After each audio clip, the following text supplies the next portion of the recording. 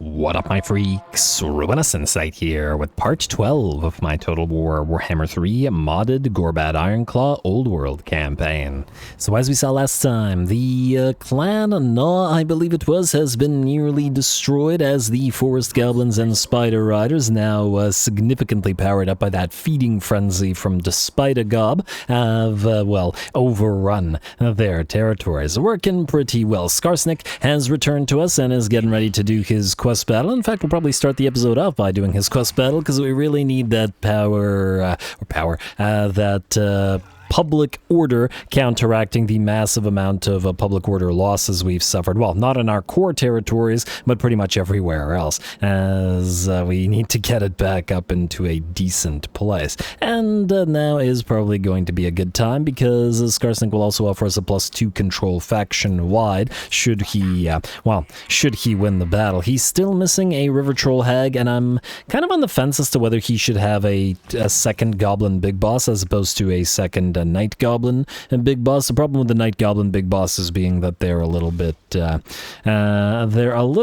well, they don't really buff anything other than squigs, and even their buffs for the squigs are generally applying a passive ability, meaning you only technically need one per army rather than two. Yeah, they do give upkeep reduction, but Skarsnik is based on regular non-fanatic Night Goblins, and, well, we need them to be as buffed as possible, and we shall see. And of course, he's got a couple of Colossal Squigs. I decided to keep the Manglers with Bartorg and his Fanatics, as, well, it's more spinning to join those spinning loons. It makes, I don't know, it feels like it makes sense. And, oh, to 8 peak loonies, you guys actually need a scrap upgrade, so we'll give you the thicker robes, like we've been doing for everybody else. And there we go, bumping their melee defense up a fairly decent amount. Anyway, I believe we are ready to go and join our first fight. Night Goblin Squig Hoppers, we can probably upgrade you with some scrap as well. Get you those scrap saddles and a little bit of extra armor.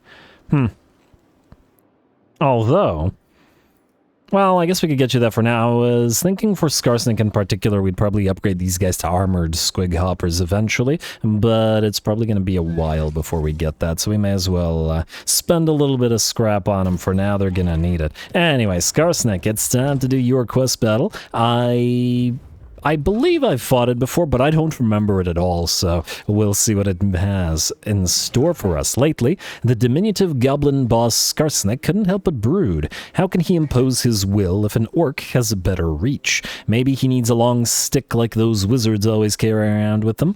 This gives the warlord an idea. He takes a wicked-looking halberd from his pile of shiny stuff, which may have belonged to a Yuumi wizard or one of them long-eared gits, and planning to smear the new prodder in the spent blood of stunties. News of a dwarf treasure-seeking expedition quickly reaches him, and the wicked plan begins to form within the Chief Gobbo's mind. We've got... oh, actually... with reinforcements, this is going to be tough for Skarsnik. He's not using fanatics, so we can't fight on par with dwarf warriors. Well, good luck, Skarsnik. It's do or die, my friend. Close to... oh, wow, that is...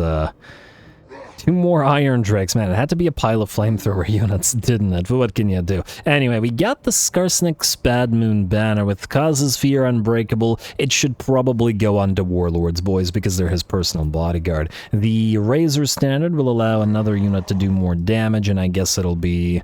I don't know. This one? It doesn't really matter which one. And we'll just get another banner and put it in there, and then it'll be all good. Anyway, this should be fun. At least I hope so. Skarsnik, good luck, sir.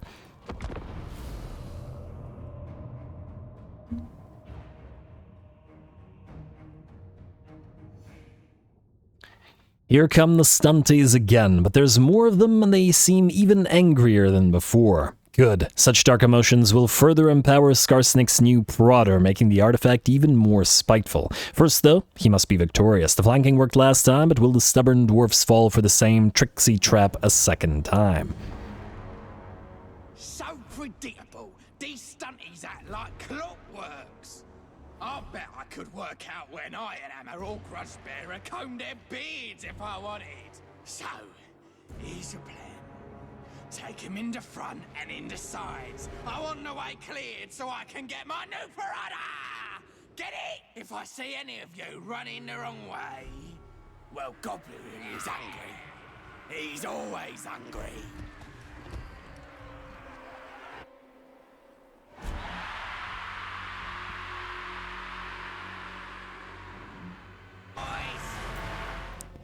Alrighty, wasn't that an amazing speech? I actually don't remember that one. Maybe I missed it the last time I played, or maybe I didn't get Skarsnik. I don't know. But I'm still laughing. And yeah, Skarsnik, I do think you can figure out the clockwork nature of the, or what did he call them? Clockworks? I love the fact that he was getting the words just like slightly off.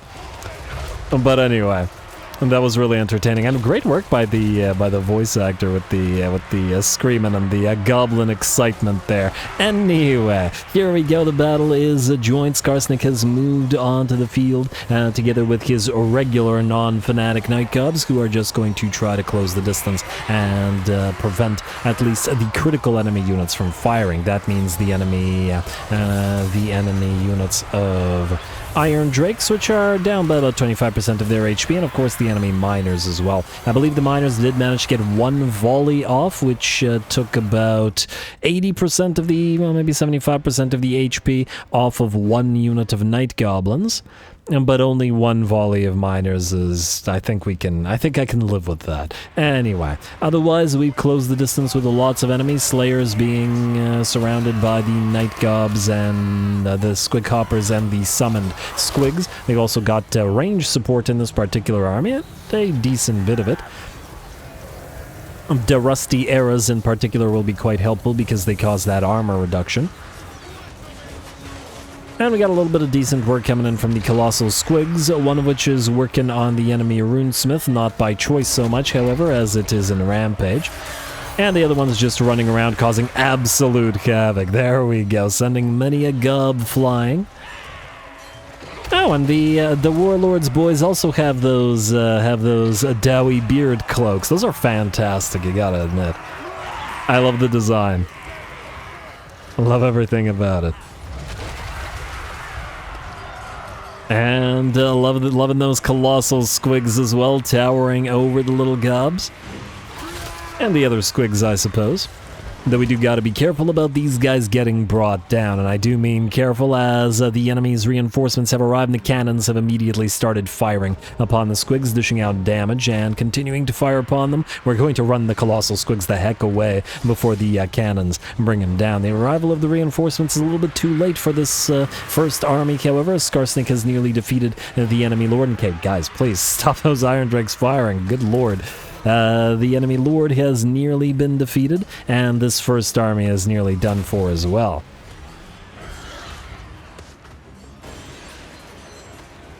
Alrighty, and the enemy lord tries to sidle on out of there. He's broken and routing, and Skarsnik should be able to bring him down with one more hit.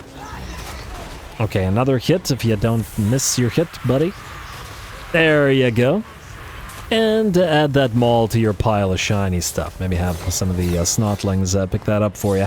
Anyway, the first army is destroyed with the exception of the 2 units of Slayers, which admittedly are heavily damaged, but which clearly won their fight. These guys got 220 kills and nearly killed off this unit of Night Goblins. Granted, it's a tier 3 unit, Slayers, versus a tier 1 unit of Night Gobs and non-fanatics at that, because they decided to go non-fanatics in Skarsnik's army.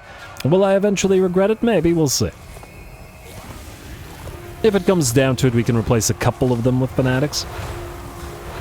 It's just that we have another fanatic-focused army, and I didn't want to do 2, you know what I mean? And Skarsnik was too late to the show to also get fanatics. Anyway, we're going to move in a Night Goblin Big Boss to annoy some of those Iron Drakes just to prevent them from firing, while the rest of our units move to close the distance as well. The Night Goblin Squig Hoppers have arrived and have smashed into one of the enemy cannon crews, so one of them will grow silent, though the other one will continue to fire until we're able to close the distance as well.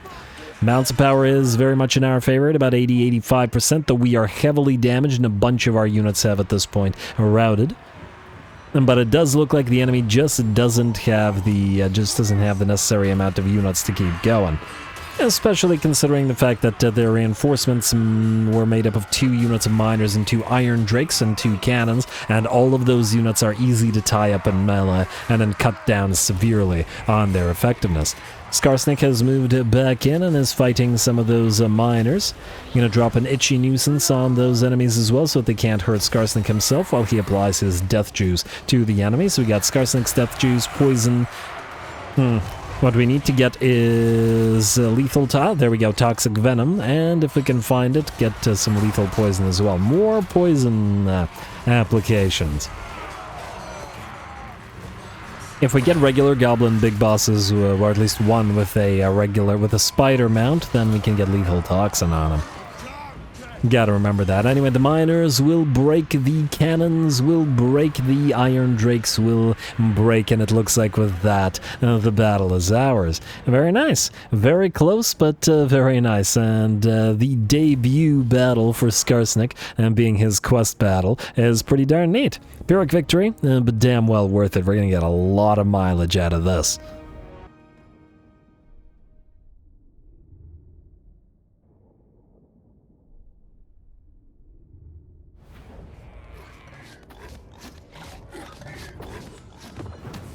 Ooh, alrighty, nicely done to Skarsnik, though certainly took a little bit of effort in terms of winning that fight, while the Warlords boys did pretty darn well, 25k damage and 226 kills, in fact vastly outdoing the regular non-Fanatic Night Gobos, who obviously struggled a lot more than the Fanatic variant would because they don't have those spinning loons, but nonetheless, Skarsnik will get by, as he's going to be a little bit more reliant on range damage, which ain't quite there yet, but you know, 12,000 damage, 8,000, 6,000, 11, 12,000, not too bad. Obviously the Squig Hoppers did the best, and the 2 Colossal Squigs did okay, but unfortunately as soon as the enemy made it onto the battlefield with those cannons, they started focusing down the Colossal Squigs, which, you know, as well they should, but certainly made it a lot more dangerous. Anyway, this will give us that lovely control bonus. Let's still slaughter the captives just because I want to. And another Swindler, Giant Wolf, and there we go. Skarsnik's PRODDER, which will give us +2 control. Skarsnik's wears PRODDER. Well, not wears it, but you know what I mean. Anyway, lovely. I'm still annoyed at the fact that Gorbad didn't get the bonus for his own quest, but it is what it is. And I believe this is Skarsnik's only item. Yeah. Also, his speech was just fantastic. I love the great voice acting, the screamy little guy. Love it. Anyway, his army is nearly ready, minus the River Troll Hag, which still has to make her way towards... it's going to be a bit. Alrighty, well, we'll wait on that. Let's see. Gorbad, you are nearly ready to attack these guys. You know what, we'll save you. Let's see what else we have to do this turn, and then we'll figure that one out. Alrighty, so... Muncha Edbutt, I would like you to besiege Queequel. It is... it would kill off one of the Squig herds. Alright, and do this, we'll see if they're willing to sally out. I'm willing to bet not, but, you know, give them the opportunity. You are defended, admittedly. What do we have here, by the way? We have Blorgradder, we have Azdrag One Finger with the 3 troll units, which would be quite nice in combination with what we've got here. Yeah, we could probably do this without too much trouble. Let's see. The question is, who do we use to attack? Actually, wait. Question. Blorg will get slightly more for sacking it, so you, Blorg, will lead the charge. Like so, close to Fito. It's going to be a lot less close once the other units move in. You, Azdrag, are going to reinforce. And what does the game say now? Pyrrhic victory would still kill off a bunch of Squigs, which, you know, fair enough. And we'll fight that in a second as well. Shouldn't be too much issue. We'll probably need to level everybody up as well. Now, Spite Backbiter, what I would like you to do is to go to Stiani so that you free up Glugzag rather than having him waste his time with it again. We'll auto-resolve this and just hope that it doesn't do too much damage to his main army, which it did much more than I was hoping. Got a free Featherfoe Torque at least to occupy the place. And another Swindler. Don't bother with the Featherfoe Torque on you. We might put it in an army where we're defending like artillery or something. Azdrag One Finger, you have Backstabber. Yeah, you can hold on to that. Alrighty. The tribe's ready. You, WAAAGH, are able to reach Remos from here. These guys would sally out with a pretty nice army. Absolutely not. But they don't have the numbers anymore. Although I guess, if this guy takes this opportunity to declare war upon us, he could kill off Spite Backbite. Just in case, I'm going to make sure that you lose those glittering scales. And WAAAGH, damaged though you may be, I don't think you're so damaged that you can't attack or besiege Remos and get ready to sack it, well, at least first. Alrighty, and we will do this. I'm thinking that they should sally out. Our was pretty badly beat up, and does say valiant defeat. Although I've been burned by that in the past, so who knows. You, one turn away from Retinue Physician. Enemy leadership -1 versus character aura. Well, we do have gobs in this particular army. One leadership for an enemy character is probably not enough to be concerning ourselves with. I will admit, we don't have any spare plans, and you have the important one, which is stick 'em like pigs, so you could just hold on to that. Stiani, we will uncollect your income, we will repair you. I guess you can keep the pile of shiny stuff, alright. I guess we're going to risk moving these guys away from Kazid Citizen now, so you're going to go down here, and we're just going to hope Kemmler doesn't immediately move back to Kazid Citizen. But if he does, there's not much we can do about it right now. It's not like we really care so much about the territory, but, you know, we shall see. Azdrag, you guys are about to fight. You will... I mean, you could, in theory, fight as well. Wait, is this a cinematic? It would be a cinematic fight, so we could besiege the place if we wanted to. It's a relatively minor fight. I'll think about it. Would prevent us from wasting a turn with you and be able to move back to where you need to go. Argor Throat Crunch. Ooh, you can also move as well. Alright, you are going to go to Al Dente, and you should probably be able to auto-resolve it. Yeah, that looks pretty auto-resolvable to me. Yeah, auto-resolve, sack, occupy. Yeah, not too bad. And... I mean, you're not a fire army, but maybe we'll hold on to the Banner of Eternal Flame on you, at least for now. And get you a little bit more damage. Although, yeah, that's fine. Alrighty, and sack the place. And then occupy. Another Swindler, Biting Blade, a Backstabber, and occupy. Lovely. We will repair the place, we will uncollect the income, we will delete, I guess, the Night Goblin hovels, at least to start, and build the Raiden stashes. And yeah, these guys are disliking us more and more with every turn, it seems, and more likely than not, we're going to have to... Are you gonna... I wonder if they'll besiege us or just destroy themselves. I guess we're about to find out. I'm probably going to have to get into it with the Vampire Coast, but it is what it is. Muncha Edbutt, you... Okay, wait, no. You guys are just waiting until I'm ready for you. These aren't the critical fights right now. Grum Gubscream, you are supposed to move towards Thunder Mountain, so proceed. Fine. Like so. And start raiding. Alright, you can't raid Skaven territories. For whatever reason, that decision was made. Fair enough. Alright, you're fine, Ublug. You are going to... Okay, wait, I wanted to do this with you. Go into ambush stance. Oh, I think you can't reach it. Can't quite tell. I think you can't. There was a little dwarfen army out here that was raiding, but maybe if you could just make sure that you move on in. Would you... Yes, alright, good. You sit there. Okay, there's the dwarfen army right at the edge of the territory. Alright, fair enough, we'll deal with them. Alright, back to... I was about to say back to doing stuff in order, but you know what? I think it's time for Gorbad to do his fight. Now, before he does, I would like to do two things. Thing the first, well, I guess they're technically both the same thing. I want to see what we got in terms of scrap upgrades.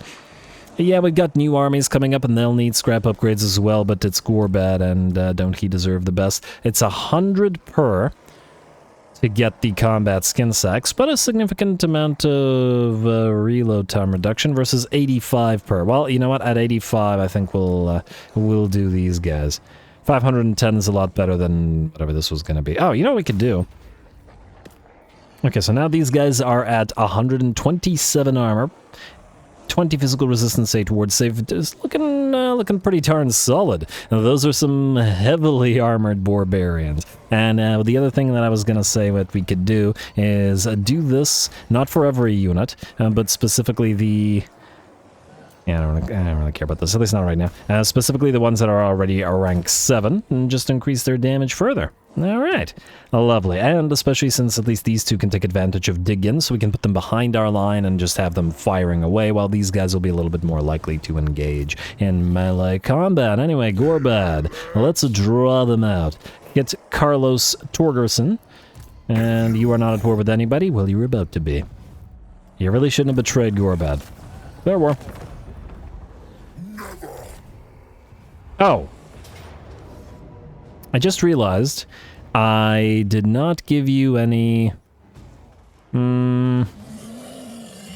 plans. Whatever, I'll just go without, it's fine. Banner of Swiftness on you, Gorbad, and putting you up to 88 speed, not bad at all. Razor Standard will go on, I mean, for now we'll put it on one of the Orc Biggins. They're here temporarily, but, well, there's a lot of enemies to contend with, so we're just going to have to deal with that. Anyway, should be a fun fight. Cardinal Stare, and we'll have to deal with you yet again. Well, let's see how we do, shall we? Go.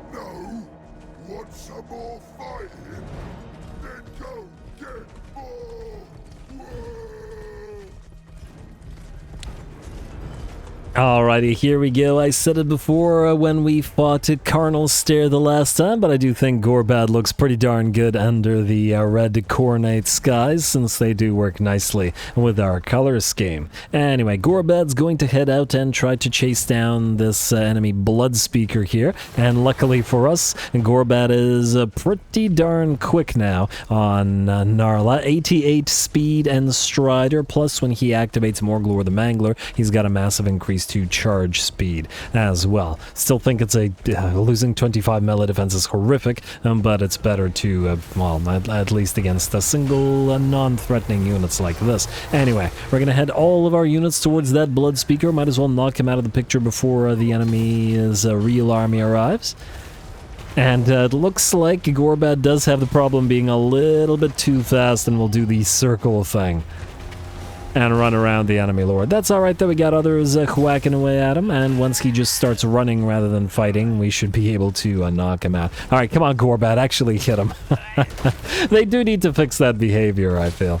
And there we go, nice big hit to the back of the head from Gorbad, and the enemy lord, or the Blood Speaker, goes down. In the meantime, we are taking position. We've got, let's call it like a pseudo choke point here, and I think Gorbad is wise enough to use the terrain to his advantage.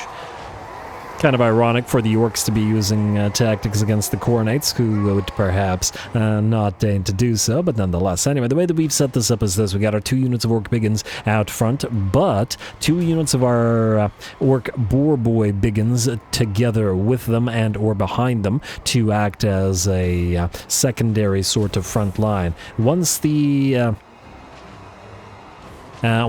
skull cannon is either destroyed or expended its ammunition, then they can essentially stand on top of each other, but until they do, I'd prefer them not to get hit at the same time. Obviously, behind them, protected at least on their flanks, will be our various units of tactical boys and Rugluds armored orcs. The ones that have dig in now have 280 range and 55 missile strength. The missile strength is decent, it's not anything crazy, but it is decent. I mean, it's still orcs at the end of the day, so we can't really expect them to do a crazy amount of damage, but it should be enough damage to at least heavily damage Mr. Carnal Stare, and a few other units as well. The Blood Reaper Krunak has been brought down, and perhaps I should have focused down Carnal Stare instead, but all good. He's gonna charge on in, while Gorbad goes for the enemy Chaos Spawn, and I guess Carnal Stare as well. Might as well watch him get a few hits on us while we're at it.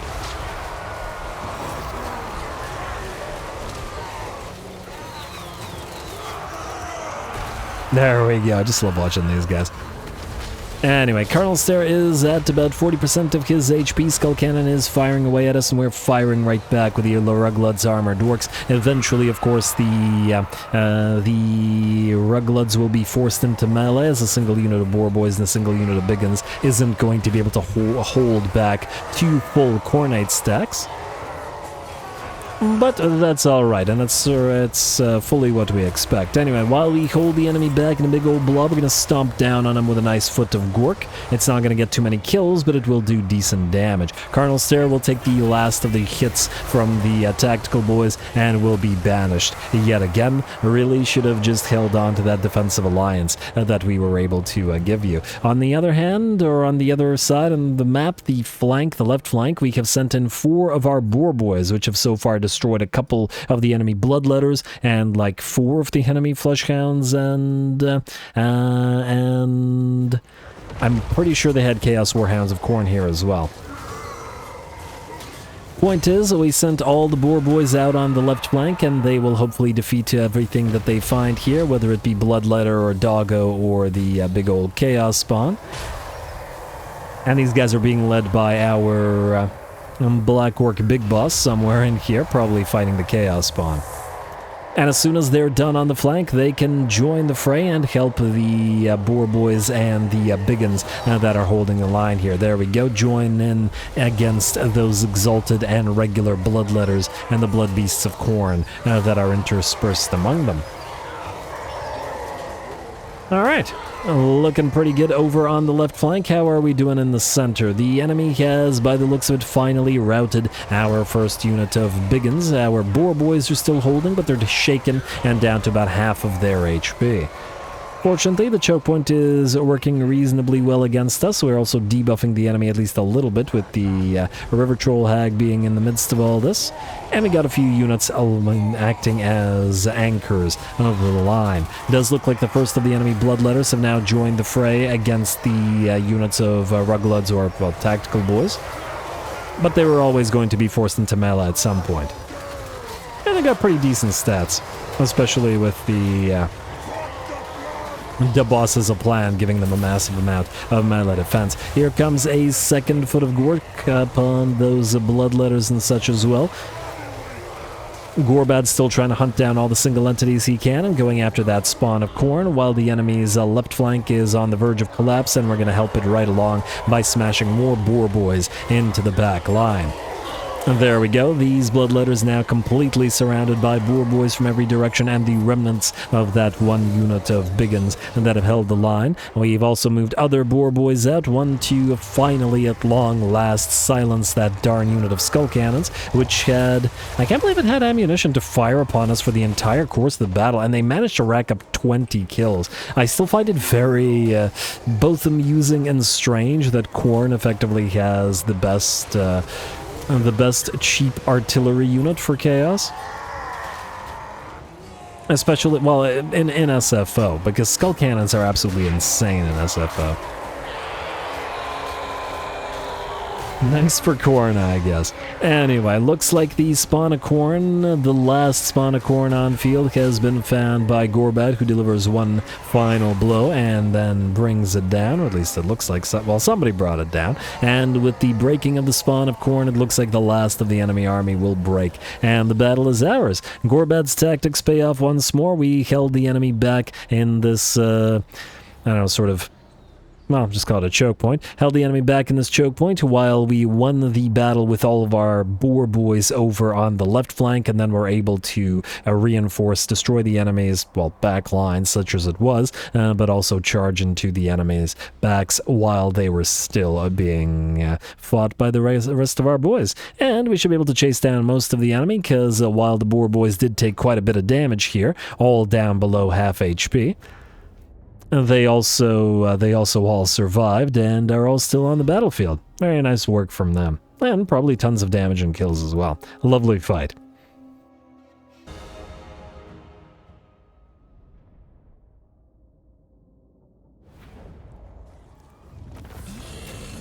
Alright, very nice. 21,000 gold for that one. Certainly starting to rack up the post-battle loot bonuses from all those Raiden stashes. And I mean, I guess it technically was 2 armies at once, so, I mean, no, technically about it was 2 armies at once.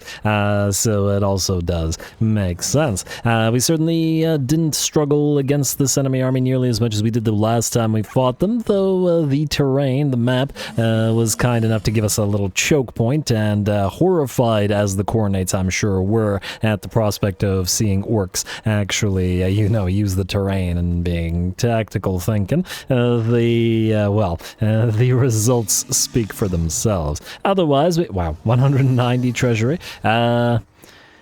We already have massive amount of constant casualty or punishment rate. It might be nice to heal you, but at the same time, more public order. Could we really say no to that? I'm just thinking the replenishment. We will still need to auto-resolve what remains here. There's not much, but it is there. Alright, I think we can heal, I guess, and just heal. Alrighty, and I forgot to check who did well. Well, I'm sure this army will fight many a time again. Hey, the Acid Burpa is up and running. Just gotta figure out which army we put that particular big old squig into. Probably the squig army, it's just that they already have the Durkid squig hoppers. Alrighty, well, auto-resolve. Oh, wait, how much movement range do you have remaining? Oh, fair enough, fair bit. So we are free to sack the Lost Idol then. Auto-resolve. And sack for another 10k. There we go, up to 94k. It's gonna be gone quickly, but at the same time, we are certainly doing a little bit better in that regard. There we go, a repair, and don't collect the income, let the public order arise. We can also immediately build more Raiden stashes, and I guess a pile of shiny stuff as well. And maybe some more shamans, hovels, or whatever. Anyway, we got a decent amount of cash, and... Wait, we actually have more armies that need to be fighting. Well, you know what, let's build the buildings. And we'll deal with it after. You, Hanging Rock, are probably... let's just upgrade the Mushroom Distillery. At least that way we don't have to look at it every single darn turn. Alright, Myrmidia, Citadel of Myrmidia. What do we have to build here? Oh, another one of these. Might be better to save up to get the Gobbo Metropolis to acquire as fast as we can the private goblin workshops. Alright, fine. What do we have at Brovska? Similar sort of situation, nothing to build because we're waiting for the tier. This place is a little bit better, and we can upgrade to Horde. Alright, Stinklands, what do we have here? Tier 4, we might as well just upgrade the Stomping Grounds just so I don't have to look at it every turn. Old Silk Road. We have the Moonhowless Camp. We could keep saving points until the Gobbo tunnels are ready, but they'll probably be ready shortly anyway, so we'll just... I'll just do the Horde, it's fine. And we probably won't need the Moonhowless Camp ditches here, or at least I hope we don't. We'll see about how Arbal feels about us. In fact, I'm just curious, how do you feel about Moors? Oh, you have no diplomatic contact. I assume he's just continuously fighting the Knights of Calador. Shush. I'd prefer to go to the Empire than deal with you, so hopefully we don't have to. Anyway, Morton's home is looking to... Oh, wow, it's actually not growing very quickly, so yeah, we should get it up to tier 5, so don't waste any more of the growth there. Grimfang, Mount Silver Spear. We could upgrade the Shamanic Teepee, or Shaman's Hovel into Shamanic Teepee, whatever. The Mushroom Distillery is probably a wasted slot in a high-tier location like this, so perhaps we'll demolish this one. We do have capacities, not a crazy amount, but decent enough capacities for the Gobbos now, so we'll leave it alone. Alrighty, Glow Pit, you are kind of in the same situation. We do need to keep the stakes there because you might get attacked. We will eventually need the heap of shiny stuff. The Shaman's Hovel and the Troll Cave are serving their purposes, so we'll leave them there until we're ready to delete them. You, Lost Archway is fine, and Dark Maiden Pass we are not upgrading. Oh, lovely. Alright. Now we do have to be careful because it's probably going to be easy to go to minus 10k per turn, but I think it's time to get some Savage Orcs up and running. The biggest, the burniest, the baddest campaign movement range and rating, the gorkiest. Attrition, character XP gain, not so bad. I guess it depends on whether we use Giants. Unfortunately, the Giants don't have Vanguard deployment, whereas they probably won't work super well with a Vanguard deploying army. And I certainly intend this one to be a Vanguard deploying one. Although I do want to get some rogue idols and some giants in a savage orc army as well. I'm going to say 20% character experience gain is not something to sneeze at, so we'll go for Degorkius. You're going to get on field and start at rank 8, which I believe is not quite enough to get you to your unique traits. Out of curiosity, so you have 10% for trolls, giants... Oh, yeah, you... Huh. A moment. Does anything... Can anything here Vanguard deploy? It doesn't look like it. The boars cannot, but they can at least close the distance with the Vanguard deployed elements rather quickly. Oh, interesting that you buffed the regular orc boar chariots. But I guess we're just going to use paint to boys then. Alright, fair enough. Fair enough. I want you to do two things. Thing the first, build two... No. Not forest gobos. I want you to build two nasty skulkers. Then, we only have one capacity for Bone Club of Savage Tribe. Bone Clubber Tribe Savage Orcs. I still find it extremely weird and or bizarre that what are these things called? Just gotta double check that I'm not crazy. These things, the Savage Orc Host, yeah, they provide recruitment, they provide garrison, but they don't provide any additional capacities. I guess so is the only way to get Savage Orc capacity via one of these buildings, right? Yeah. Unit capacity plus 3 for Bone Club of Tribe Savage Orcs, so Shrine to Gork and Mork. Well, weird as that may be, we'll have to build some of those, otherwise we'll be short on Bone Clubbers. Anyway, fortunately, it's not just Bone Clubbers we want. We can get some regular Savage Orc Biggins, we put 5 in, and then this army will not have Savage Orc Error Boys, I think. It's just a melee Vanguard deployable army combining nasty Skulkers and Savage Orcs just running at jerks. Let's get some regular Savage Orcs in there as well. They're a lot cheaper than the Biggin variant. Oh, they don't have the anti-large on them. But that's fine. I don't want nothing but, you know, super elite troops, as that would be obnoxious. 1, 2, 3, 4, 5, I guess 6. Then we'll have 4 more Savage... 4 more nasty skulkers. Oh, wait. No. -2. We have 4 more nasty skulkers to put into this army, which will put it up to 16 out of 20. 17, 18 will be the shamans, and then the river troll hag, and the... and 1 goblin big boss, because the nasty skulkers will need them, which completes the army. Lovely. Alright, you're gonna enter the army. You're going to enter the army, and the 2 of you will give these guys War Painter, which will give them additional physical resistance, plus you'll give them even more physical resistance, and everybody will be nice and physically resistant. We can build a Goblin Big Boss here. Then I guess the question will be, do we want the Wiggler for flanking immunity, or do we want the Skinner for... I don't remember what it does. I think it does Miss Block? Is that what it does? What do you do? 360 block missile for all goblins. Yeah, I don't think that particular army is going to be all up on block and missiles, so yeah, let's do that one then. Goblin Big Boss, Wiggler. You're going to lead the nasty skulkers. Can you get stock when you're... Yeah, you get stock when you're on the spider. Okay, good. And then, yeah, we'll just need a River Troll Hag, which we, I think, can actually build. Just gotta figure out... We got Troll Blubba and we got Terrifier. The Shaman will probably not be in melee all that... Well, then again, if we put it on the Wyvern and get a recovery, that might actually work out well. Alright, fine. You can get Inspiring Presence just for a little bit of extra XP on the troops, and otherwise, we're looking good. Alrighty, you're good. You're gonna start... getting your points, and then we'll wait for tier 5 to get the Savage Rogue Idols and all that sort of stuff. Next up, we've got you moving in, Morglum de Flea, you're moving in, Muncha Edbutt. This was auto-resolvable, I would just auto-resolve it because it's kind of, feels like kind of a waste of time, but whatever. Let us do one of these fights. Oh, you know what, maybe I'll do this one between the episodes because it's kind of meh. What about this one? This one might be a little bit more interesting, so I think this one is probably the better option. Yeah, this one is. Alright, let's do this one then. Go. War banner on, whatever.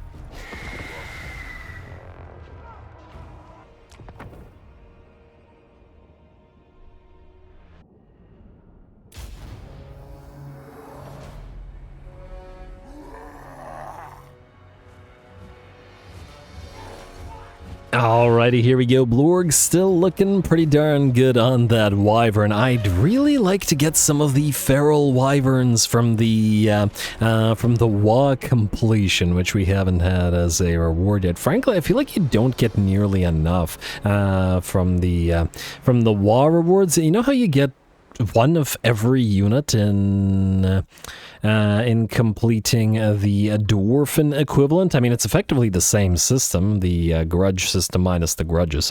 Well, it's a big part of the system, but at the very least with regards to the special units, it's essentially the same system, except here we get a super tiny amount for every 20 turns.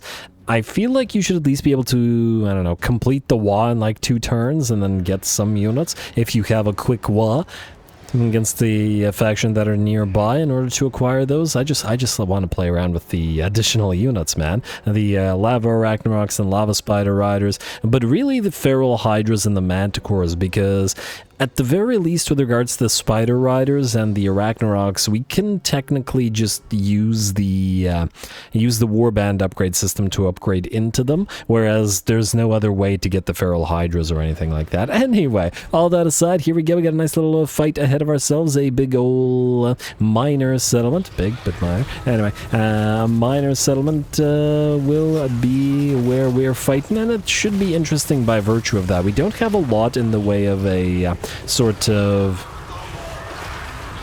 call it a spear tip of units to lead forth. We do have the trolls and the mangler squigs and 1 unit of, I believe, biggins.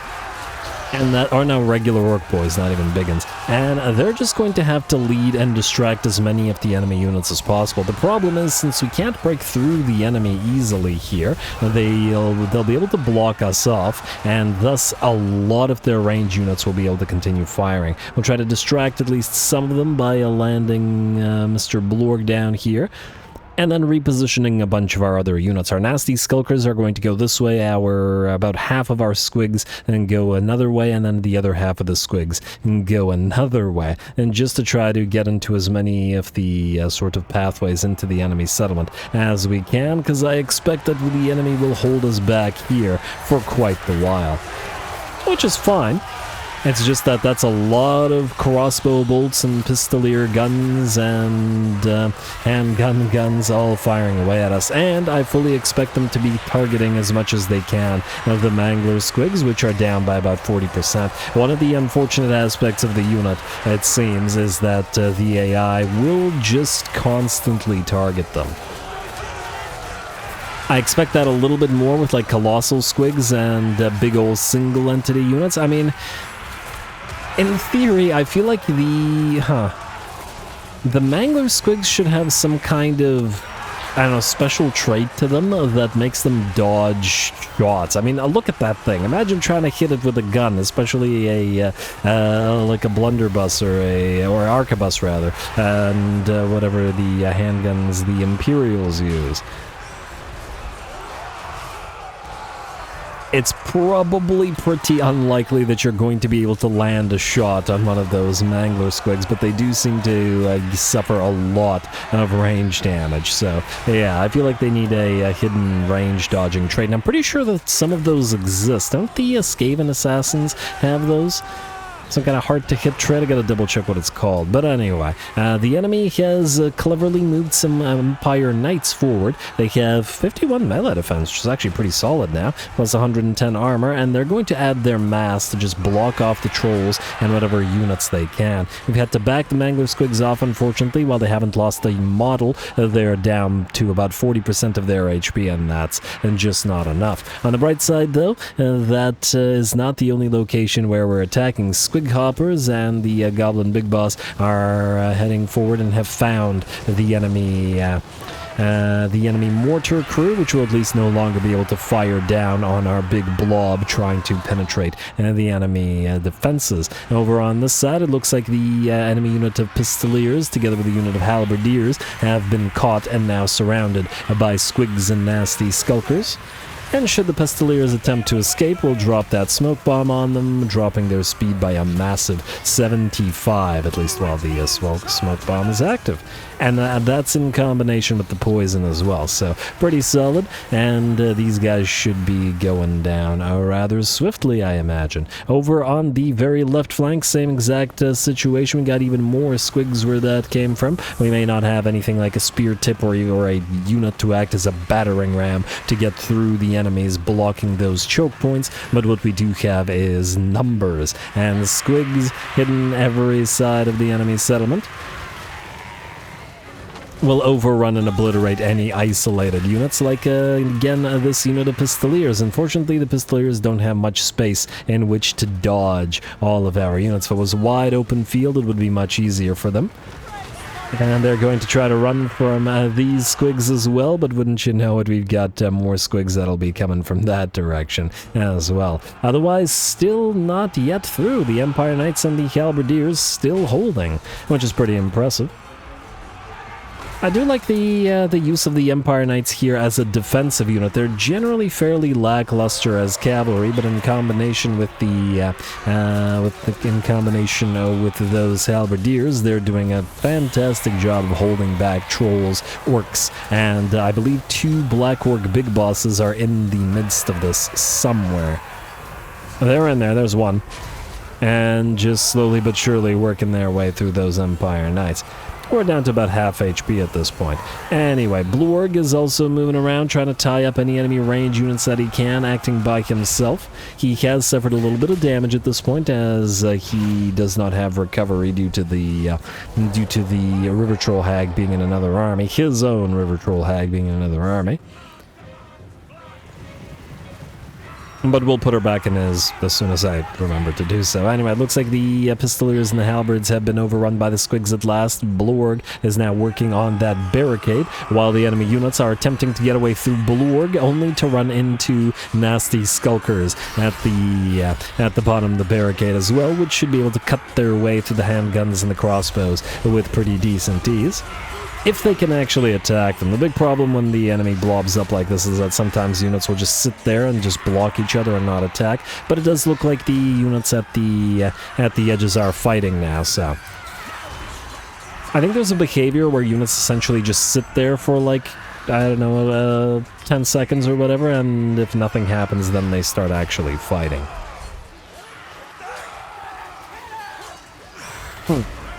I'm going to remember to try to tell them to halt when doing this and see if they just automatically start fighting. Well, here they definitely will, as Blorg has finally brought down that ram, and these squigs will be able to run through those nasty skulkers and run down those poor enemy units of spears and handguns and whatnot. And it looks like at last the trolls and the black orc big bosses have broken through the line. The mangler squigs have come back as well. Seriously, how is anybody hitting these things with a crossbow bolt or a handgun? It's not happening. I mean, those aren't modern firearms or anything like that. But anyway, and I'm pretty sure Empire handguns aren't rifled either. So yeah, good luck hitting anything. I mean, good luck hitting things at the best of times. Yeah, because that's the thing that makes Hochland long rifles the specialist long-range sniper-type guns, because they are rifled, whereas regular Empire handguns are not. But I digress. Back to orcs. Anyway, we got Empire Knights shattering. Oh, and as I was talking about that, it looks like the enemy has given up. Admittedly, they were overrun on every side, and as soon as we finally broke into this plaza here, the enemy was done for. Great job to Blorg. He did take quite a bit of damage, but he managed to break down the enemy barricade and distract enemies for a decent amount of time, and great job to the, frankly, ludicrous pile of squigs that we have here between these armies.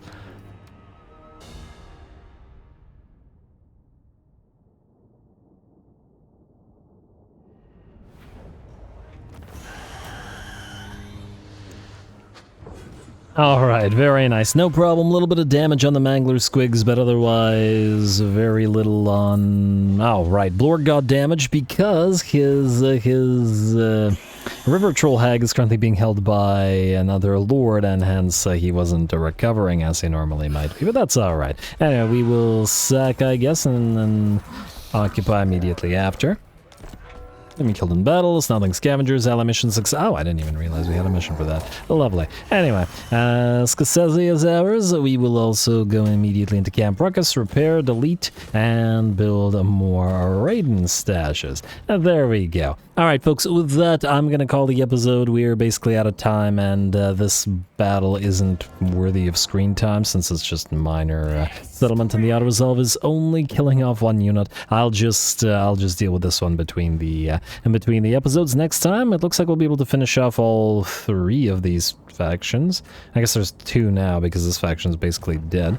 Next episode, probably turn upon the Pirates of Sartosa. We'll see about that. The Coronate faction will be destroyed for good since they can no longer be trusted, even though they should appreciate us attacking them, if anything else. We will continue on to destroying Clan Gnaw, which are pretty much done, and with all of our newfangled armies. SKARSNIK'S, Bartorg's now more or less complete. We've got 2 more on the way, plus the Savage Orc thing is starting to be built up, and a few more, at the very least, thought of that we'll get on the field, plus the modifications to the current ones existing. Lots to be making for the invasion of Wissenland and Nuln, and I guess the Tomb Kings to some degree, which I guess we have a nice war chest to do. So stay tuned for it. Don't forget to leave those likes and comments below, as they'll determine the length of the campaign. All glory to the algorithm, and thanks for watching.